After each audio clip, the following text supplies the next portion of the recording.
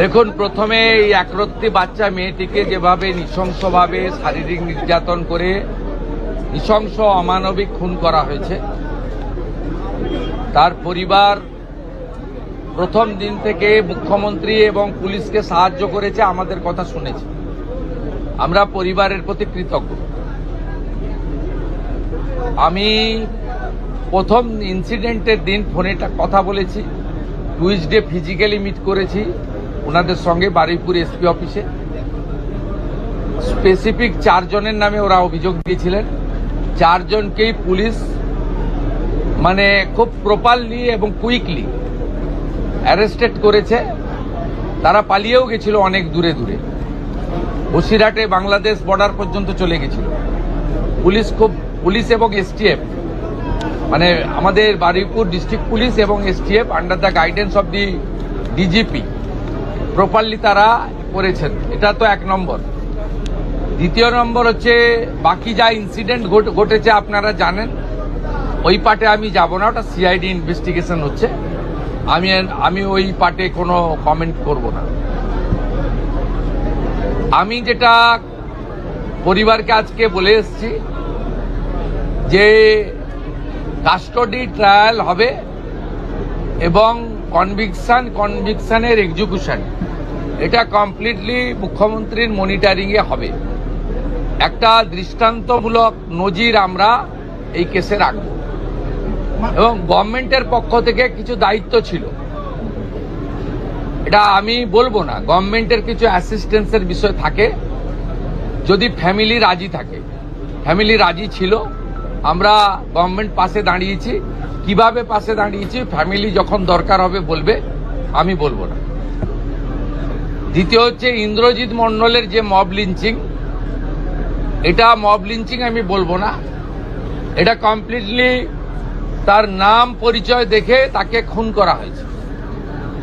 এর পিছনে ভোটে রিজেক্টেড যারা হয়েছেন তাদের বড় উস্কানি রয়েছে। র্যাডিক্যাল মৌলবাদী গ্রুপও থাকতে পারেন, আমি উড়িয়ে দিচ্ছি না।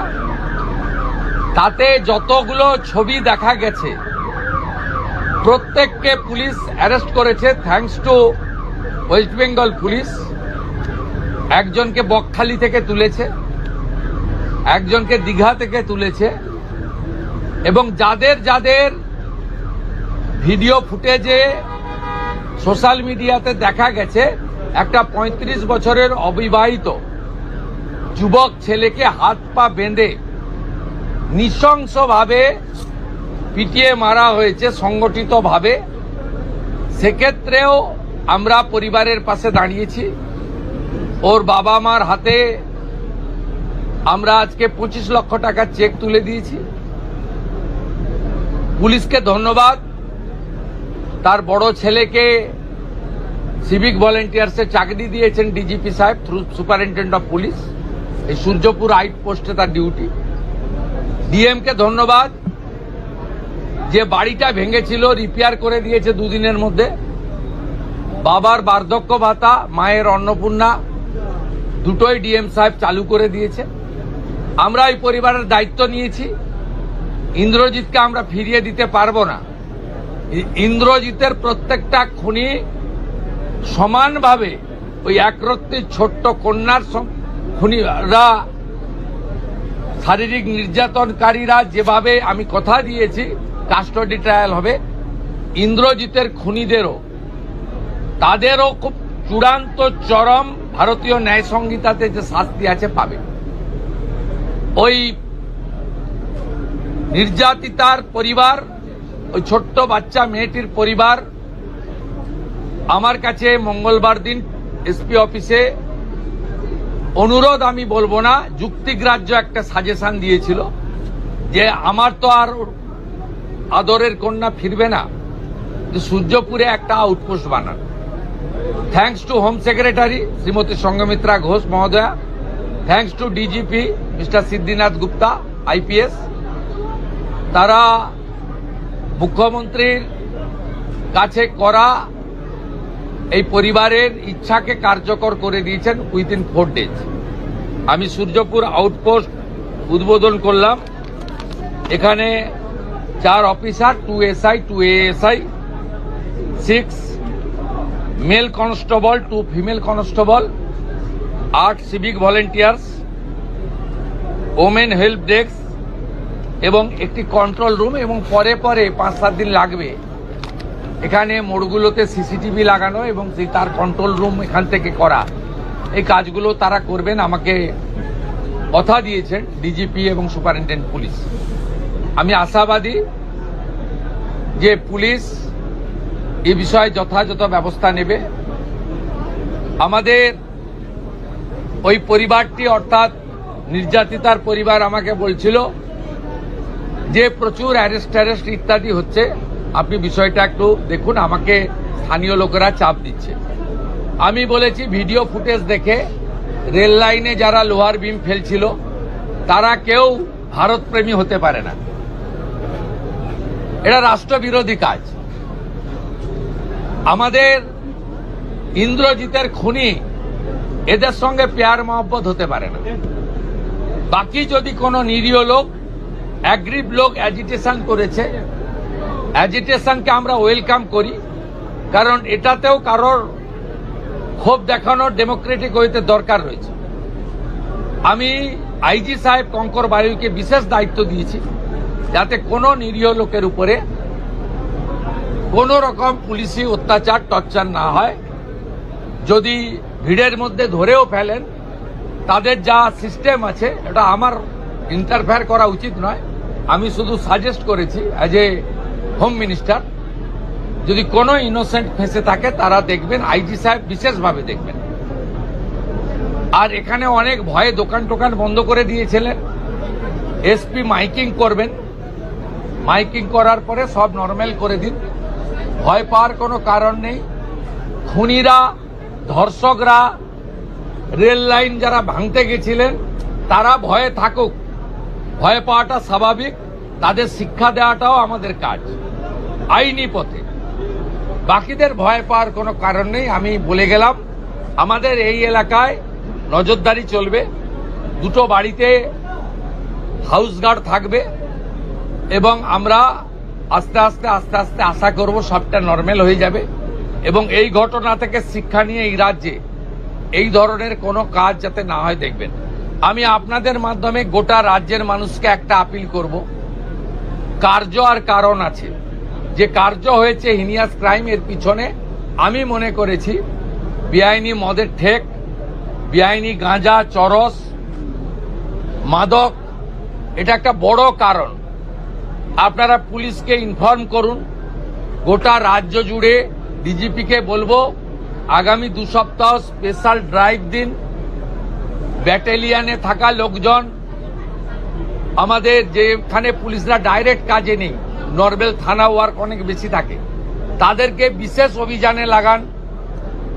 সিওদেরকেও এক একটা জেলা দিন।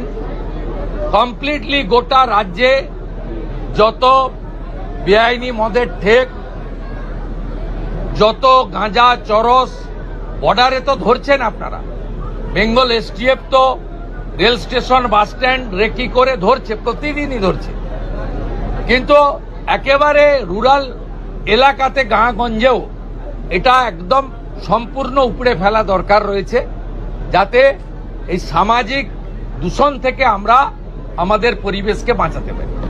सर, आज आप 2 विक्टिम के फैमिली के साथ मिले और जो पूरी घटना, इसके पीछे क्या कोई एंटी नेशनल एक्टिविटी हो सकता है? अभी तक इन्वेस्टिगेशन में क्या? देखिए, कुछ पॉलिटिकली रिजेक्टेड आदमी का तो इंस्टिगेशन है, रेडिकल फोर्स भी रह सकता है, या कुछ अल्ट्रा लेफ्ट भी रह सकता है। ये पुलिस इन्वेस्टिगेशन कर रहा है।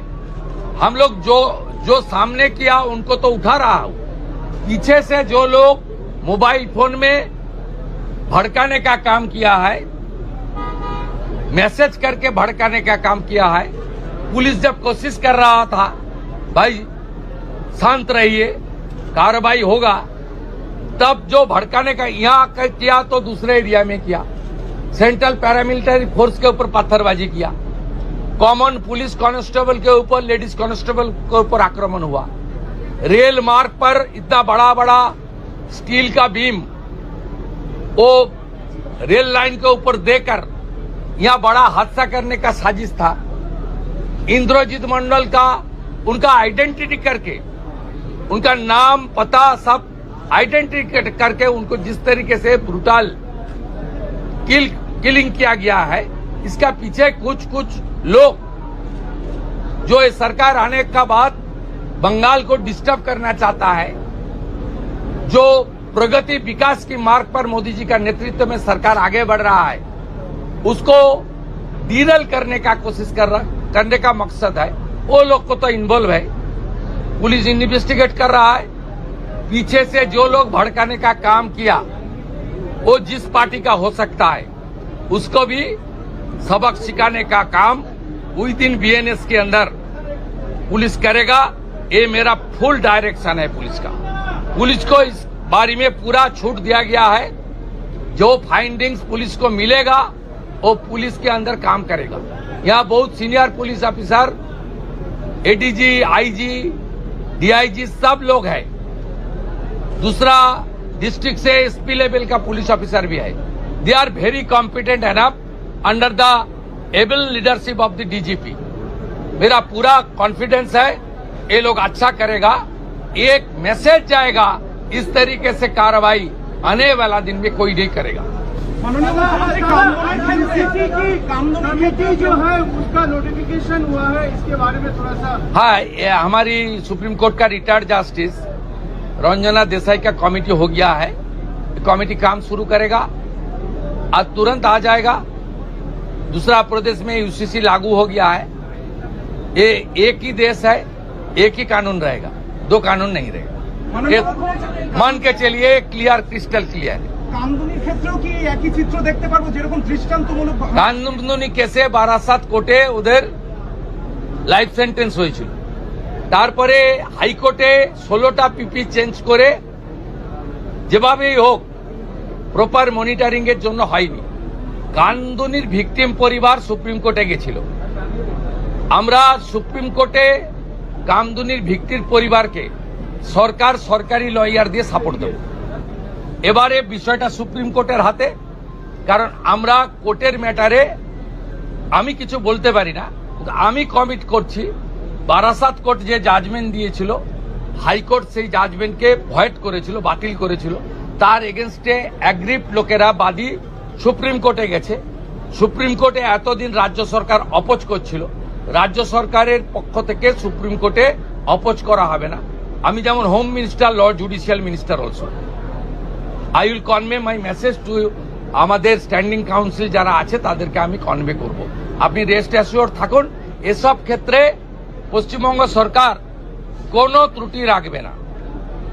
ছোট ঘটনাও বলবে না, লাভ অ্যাফার্সও বলবে না, মহিলাটা অন্তঃসত্ত্বাও বলবে না, 10 লক্ষ তো দেওয়া যেতেই পারে, এই ধরনের কথা এই সরকার বলবে না। এটা রেস্ট অ্যাসিওর থাকুন।